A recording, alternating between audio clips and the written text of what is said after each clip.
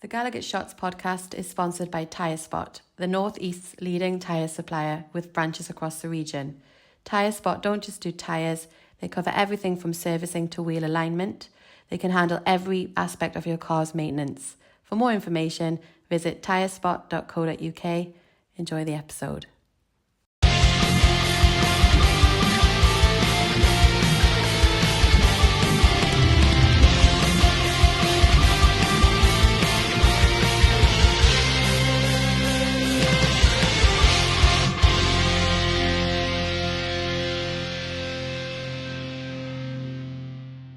Hi everybody, welcome back to the GallowgateShots YouTube and podcast channel. We are back with another match preview. We're going to forget about the Villa game. It never happened.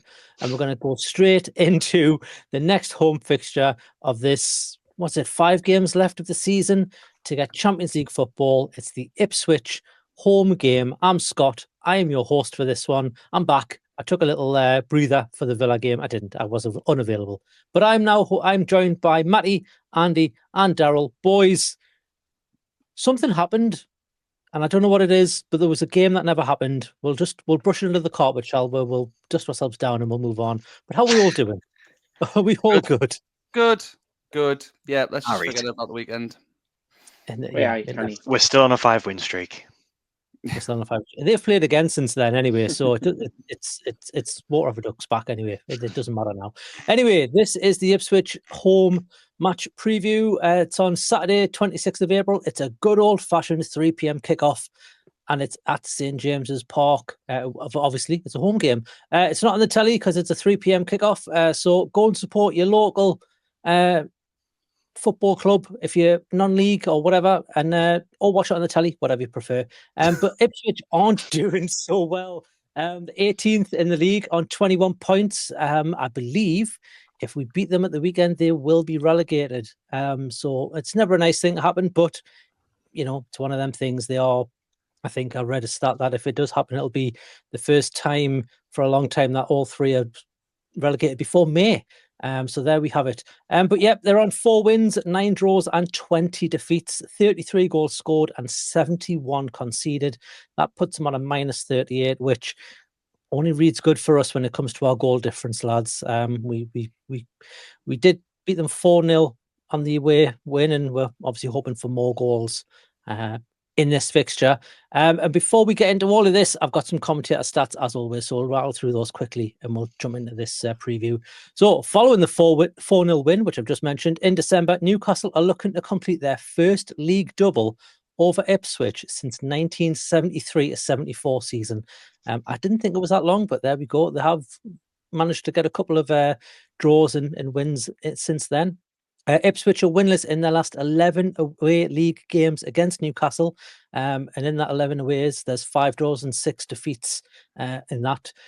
This is their first game against Newcastle at St James's Park since October 2016 with a 3-0 defeat in the Championship, and their first Premier League game since March 2002 with a 2-2 draw.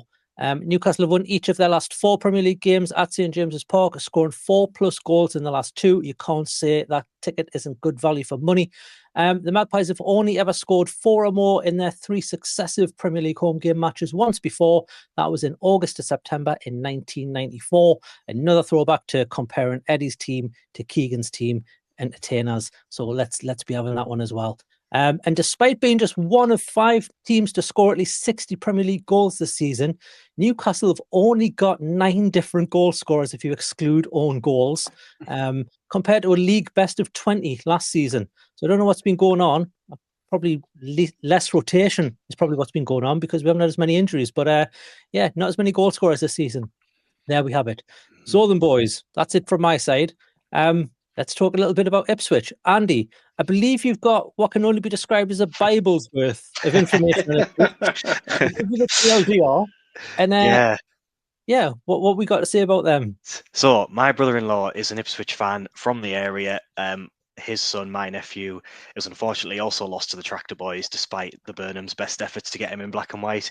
He's unfortunately been to a couple of games where they got promoted and good games in the Premier League where they've had results and things. So there's no going back from there. And, supporting the dad's team, whatever. I asked him for a couple of sentences on how the season's gone, and he sent me a full chronology of Ipswich Town from start to finish. So I'm going to go because we don't get this kind of insight normally. And on reflection, I should have done this as a Beyond the Lines. I should have given this to Matty as a Beyond the Lines episode instead of me just reeling it all off. But, anyway, he says, we came up with no real expectations on the back of an absolute fairy tale. Started the season against Liverpool with 7 of our starting 11 having played for us in League One, so we knew we were up against it, but there's a little bit of hope that with a brilliant manager and a great team spirit, we might be able to surprise some. We gave Liverpool a good game, and there was nothing to detract from that. But it turns out you need a bit more than squad togetherness to survive. We've been competitive in most games. There are a few standouts, Newcastle being one, but we've taken the lead in a lot of games, dropping 27 points from winning positions. That's ridiculous, by the way. And often lost out late in games where established Premier League teams who have that extra bit of 10% would hold on. Home form's been the problem. We're much better away from home, but that doesn't give me any hope for Saturday. I said before the home game, Newcastle are a team who attack and it doesn't give us time to sort ourselves out. The wing plays too much for us, especially now we don't have fit left back after Newcastle boy leaves red against Arsenal.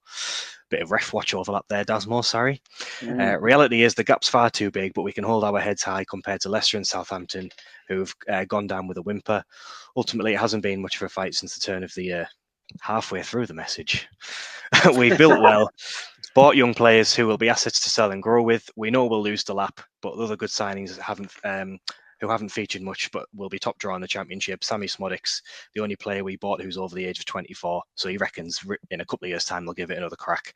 Biggest mistake we made was the keeper. Oh yeah, he was awful in the game. He reminds us that the away game he was absolutely shambolic. Biggest highlight is obviously Delap.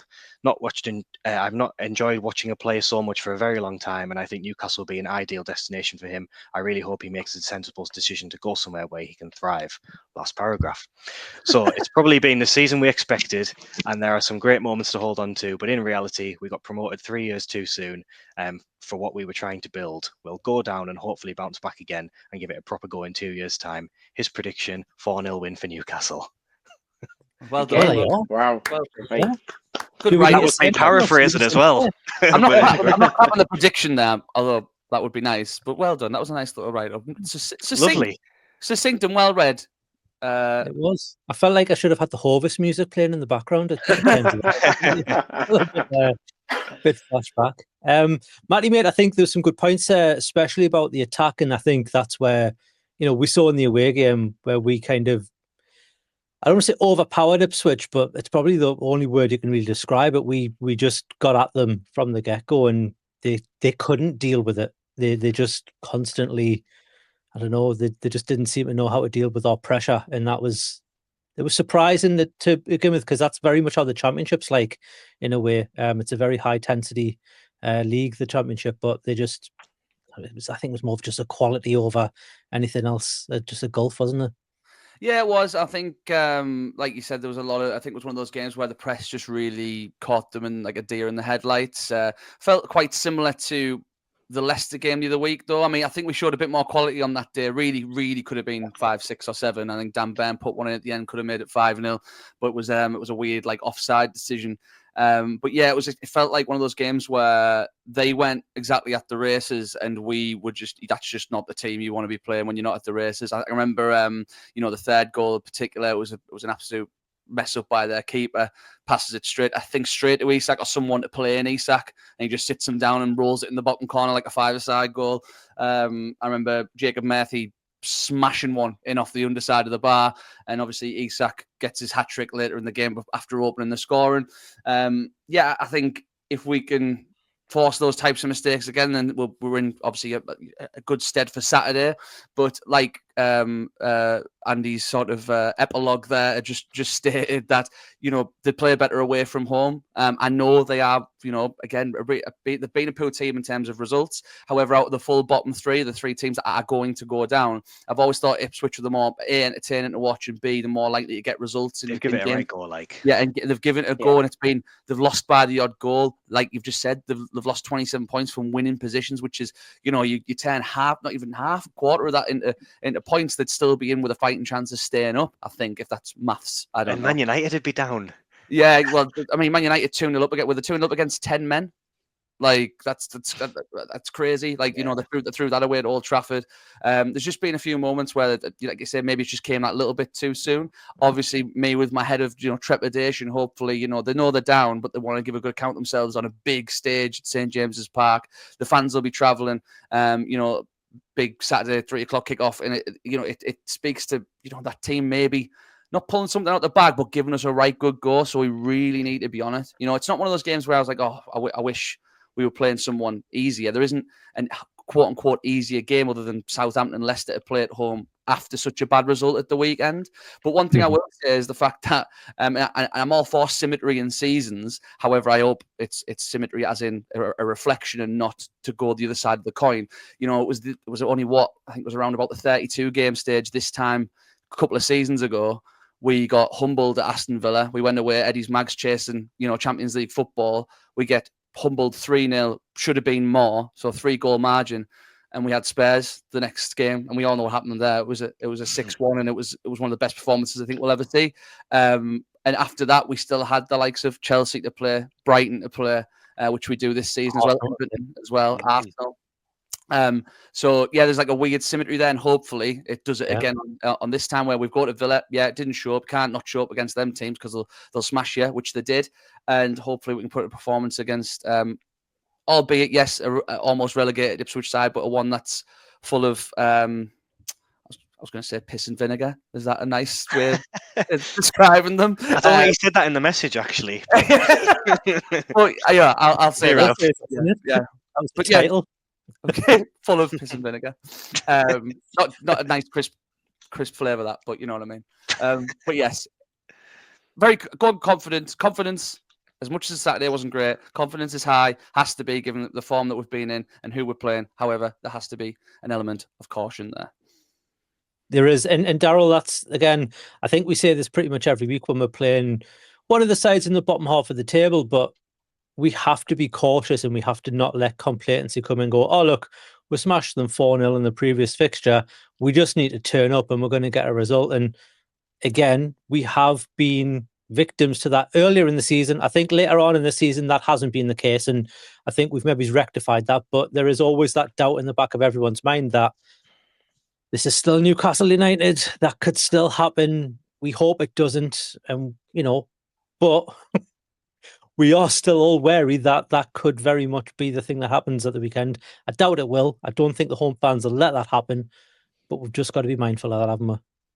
Yeah, and not for the first time this season. We have to go into this game and we have to be professional about how we go about it. It was the same going into the game down at Portman Road, and you know, we did a professional job down there, and we got a really, really strong result. And it's got to be a rinse and repeat this time round. And we go in with the right attitude. We can't, like you say, complacency. There's no place for complacency in this game, because if we're complacent, it will come back and bite us on the arse. And we have to be professional. We have to be diligent, and basically we have to get the job done, and we have to get it done quick. We do. Andy, mate, when it comes to the Newcastle side, obviously we've had, was it 7 games unchanged, if I remember rightly? I think that Villa game was maybe 1 game too many, and we saw a lot of fatigue kicking in with some of those players. We've had a bit of a week. Well, we've had a week now between the game and the Ipswich game. Obviously, we don't know what's going to happen with in terms of injuries or anyone coming back. But are you expecting? And I'm saying Jason Tindall because we still don't know what's happening to Eddie. We hope he's feeling better. Probably going to be too soon for him to get back on the sideline for this game. You would expect, given that we've had 0 updates from the club since the last one. But would you expect some changes given just the amount of differences in performance that we had in the last game? Yeah, it's hard to say, isn't it? Because obviously it was disappointing performance, but you could argue that every single player on the pitch was disappointing. And in an ideal world, you'd be able to chop and change, but I still look at our bench and don't really see an awful lot that's going to sort of revolutionise the team overnight. I think I wouldn't mind seeing Gordon maybe come back in, but obviously Barnes has had such a good run, it seems almost unfair for him to be the one that's punished when the whole team doesn't really show up. I think really the game was lost in midfield. And obviously the two centre-halves really struggled as well. But that's probably the position where we're never going to really rotate until next season. The midfield's been essentially flawless for 90% of the time it's been on the pitch together, so we're not going to change for that, and the centre halves have been too reliable as well. So I think he might end up just going for an unchanged side on the basis that the Villa game was just one to chalk off and move on. Certainly don't think it's fair for someone like Barnes to drop out or Murphy to drop out, so I think it'll be the same again, probably a different tactical outlook than we saw against Villa, because I think we tried to just go toe to toe and lost the duels. Whereas I think in the Ipswich game, we know we don't necessarily need to be that gung ho in terms of trying to have them 1v1 everywhere. We can probably just keep the ball and break them down that way. But like we said, Ipswich are no mugs. I know it's, they're down there, and when you look at the form table, they just look awful, but they're not. And they're still a top tier elite football side. They're in the Premier League, so you just got to, like Daryl said, just got to get the job done, be professional, and start building that momentum to the end of the season. Yeah, I mean, Andy's right there, Matty. They do still have players that can hurt with. We have to be mindful of that. I mean, you've just got to look at the man up front that Ipswich have, and he's been touted to be signing for one of the big clubs next season, and he's been touted for us. I know we hate it when it happens with with Isak and some of our players. Ipswich fans must also hate it when it's happening with their players, but it's just the nature of the game. But he could cause us problems. Of course. I mean, any striker, especially in a quote unquote, again, revise that, I was going to say poor team, but a team in a poor position as Ipswich, to go and score still 12 goals, 2 assists just in the league alone, that's absolutely fantastic. Every time I've seen him, he looks like a bullying centre forward. It reminds me of a bit of when Callum Wilson was in his prime for Newcastle, just really physical, quite quick, and a really good instinctive finisher. Yeah, you're going to struggle to keep hold of him going down at the Championship. I would imagine that they will still make a small profit on him. So that's the all important thing, with the game being played mostly on spreadsheets these days. But yeah, they've definitely got players who can hurt us, but he is the talisman. I mean, he didn't start at the weekend against Arsenal. I'm not too sure what that reason was for. I think it was Hurst started in his place, but he ended up coming on, whether he was carrying a knock on or something, I'm not too sure, but I would fully expect him to start at St James's Park, and I think our centre-halves might have, the hands full with him. I mean, we don't know for sure if that centre-half partnership is going to be the same. We saw Fabian Schär get withdrawn with what looked like a precautionary hamstring injury. Hopefully he's fine and can stay, him and Ben. Obviously, there's a few notes saying that there's a sort of optimism that Sven Botman might be on the bench this game. Obviously, albeit won't be starting if he doesn't have to. If a centre-half has to come in, you'd imagine it's going to be Emil Kraft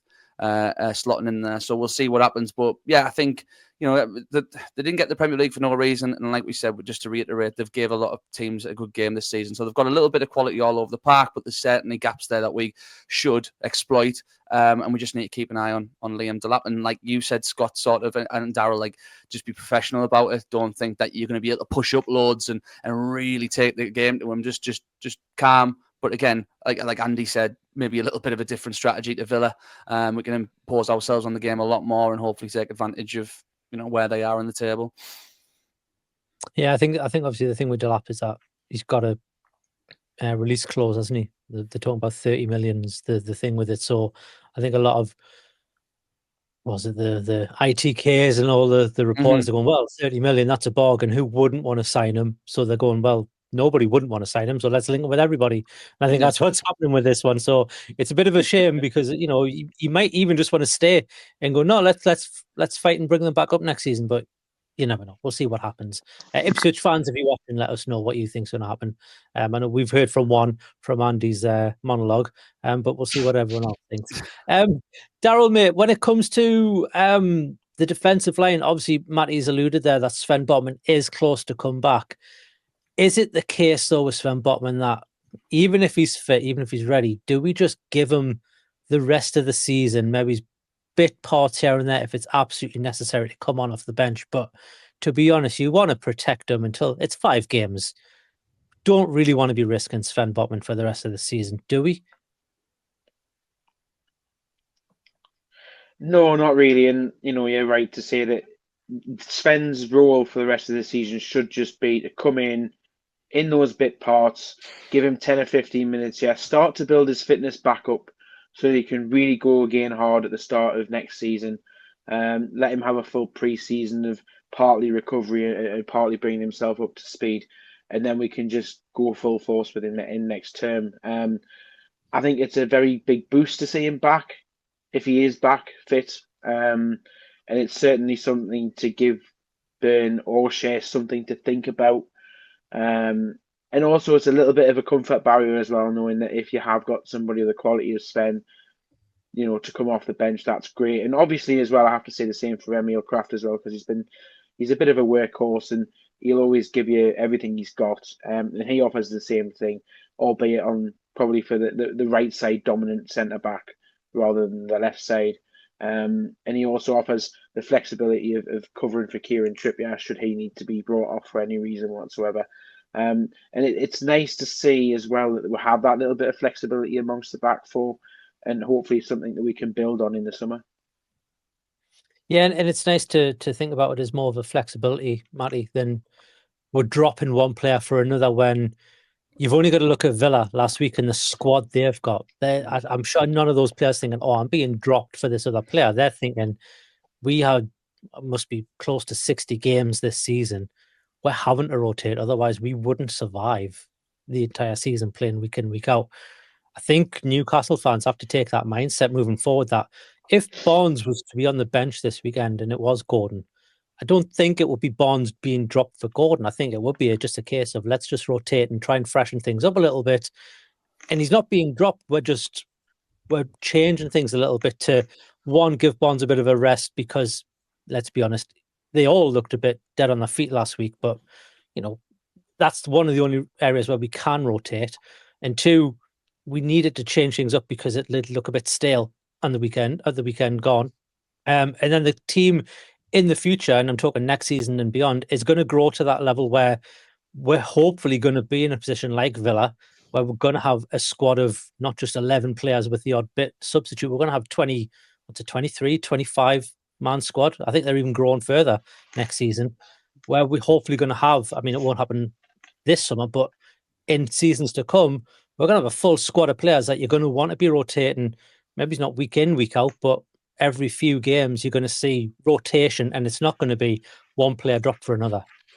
Yeah, I think sort of 2 points there, sort of short-term, long-term. Short-term in terms of Saturday's game, Jason Tindall got interviewed after the Villa game and said, it was sort of a damned if you do, damned if you don't situation. People were talking about, did they look tired? The stat, like you said, 6-7 games on the bounce with the same team.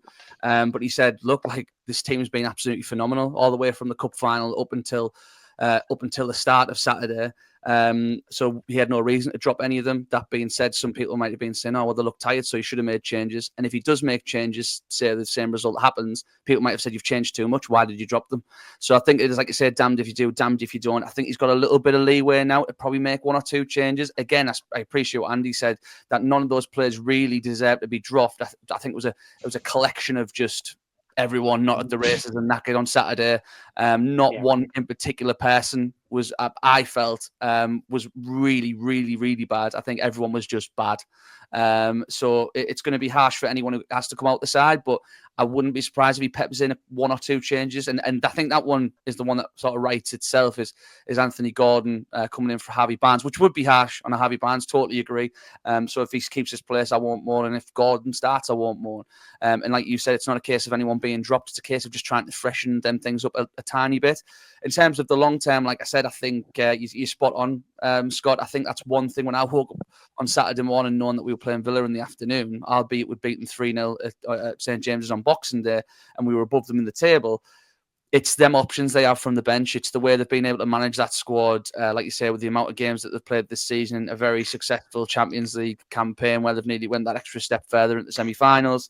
And just the players they bring off the bench, you think, actually, I've seen him play. He's quality. I mean, he's really good. And I just think that, I'm envious of the position they're in. And I think it shines another light on how well Eddie Howe and the team have done this season, personally, to be where we are. Like Jason Tindall said, after the game, I think we were still 3rd at the time or 4th at the time. And he just said, look, we'll dust ourselves down. But you've got to say, if someone said 5 games to go, you've won a cup and you're in the top 4, and it's in your hands, you just snap their hands off, especially with, like you say, with the squad that we've got. So Absolutely. I don't want to be too forcing perspective on people. I appreciate the performance of the week. It wasn't good enough, and yes, it would be a disappointment if we don't get Champions League football this season, given where we're at.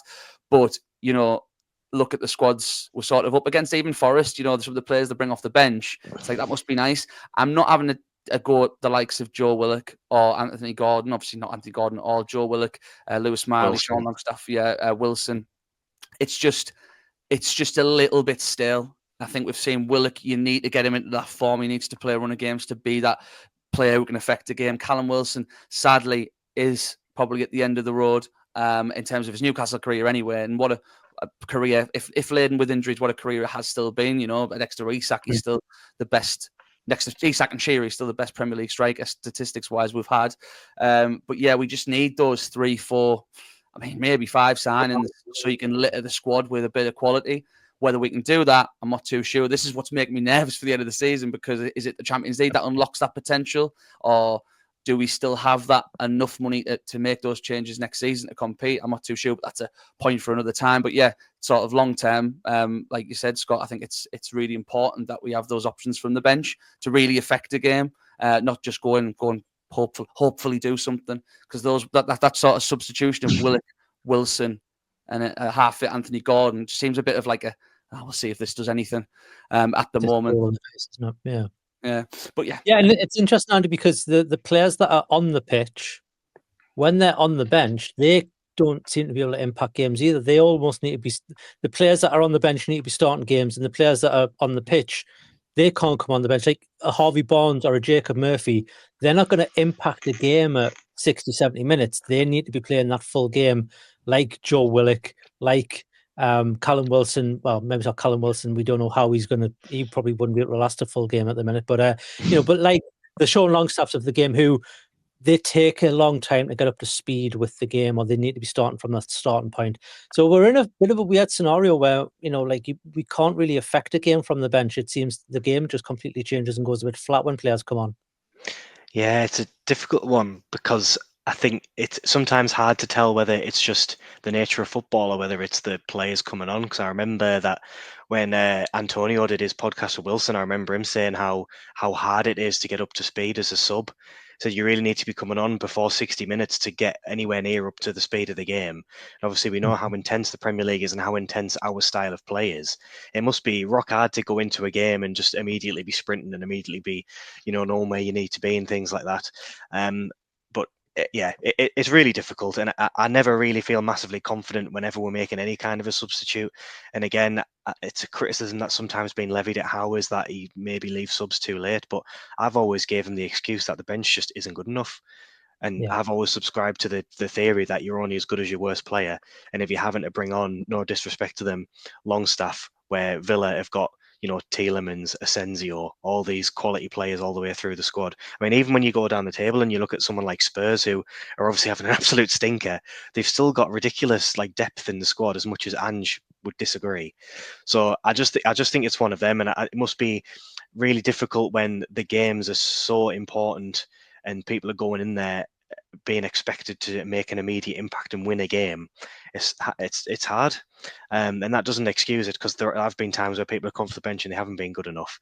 But I'm really reluctant to criticize any of the squad too much, because like Matty's just said, we've had an absolutely ridiculous season, and I think sometimes you go into complete recency bias, don't you? And you just just think, oh, it's all terrible again. But really, we've managed, by playing the same team for 7 games, and even the run, Christmas time, we basically played the same team over and over and over again, and it worked. It's just, but I completely agree. It's like you get towards this point in the season, it's like all we need is Isak to pop a knee, and everything just falls apart. Yeah. So, I think that run post cup final was ridiculous. I think when you really look at it now, I know what was it? It was Brentford, Leicester, Crystal Palace, and Man U. I'm sorry, but I looked at that run and I thought, right, if I could get 2 wins and a couple of draws there, just stay undefeated, that'd be amazing. But after the Lord Mayor's show syndrome might just kick in. And I was after the cup final, and we finally came back to the land of the living, I looked at the Premier League table and I thought, oh, Christ, we're still we're still fighting for something here as well. And it'd be easy to just sort of take your foot off the gas. And I remember just saying at the time, if we can maybe just finish top 6 and just get more than that Conference League, even if it's just Europa. So I was like, that'd be amazing. But now, because of that 4-win stretch, and finding different ways to win, not playing particularly well against Brentford and Leicester and smashing Palace and Man United, you think, oh my God, like it felt like we were going to win every game for the rest of the season, and then we have one bad performance, and it's like everyone's back to. Yeah, and we still are. I think I haven't looked at the odds. I haven't looked at the percentage, the supercomputer stats. I think at one point we were 73, 72% to qualify for the Champions League after those 4 wins. Sounds like you have looked at it. No, I've said since we got beat. I haven't looked at it. I dare not look at it since we got beat. But it's still in our hands. You see that Villa and City played each other last night, so one of them had to drop points. I mean, it would have been amazing if they could have just got that point, but is what it is. But we win at the weekend. We're above them. City's, Villa and Forest all in the FA Cup. This game's huge. They're all big games from now, but just this game, because just to bounce back, put last Saturday to bed, and to get a win this Saturday by any means, I think is huge. Because it puts that momentum back in us, and you've got them teams having to play the extra game, play midweek, and a lot of them I didn't realise are playing each other.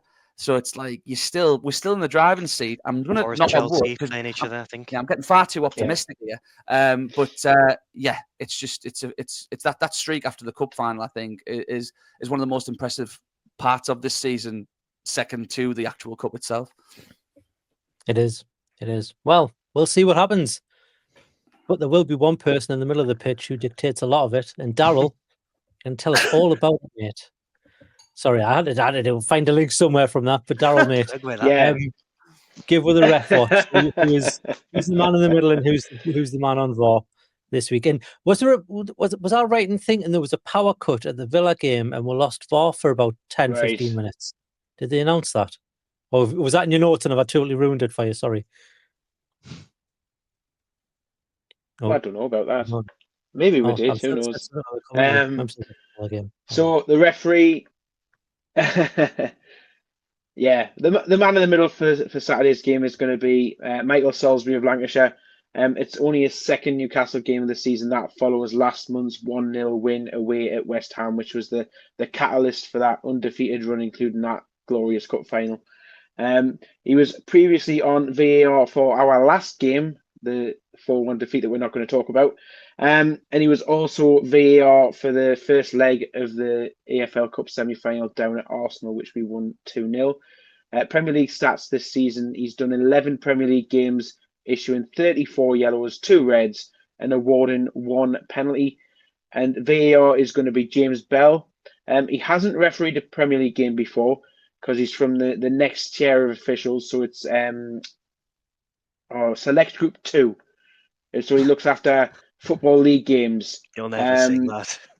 But he's part of a clutch of that Select Group 2 officials who have been used extensively on VAR duties in the Premier League this season. So we could probably think he's probably going to be a future Premier League referee down the line. And he was also previously on VAR for a Newcastle United game this season.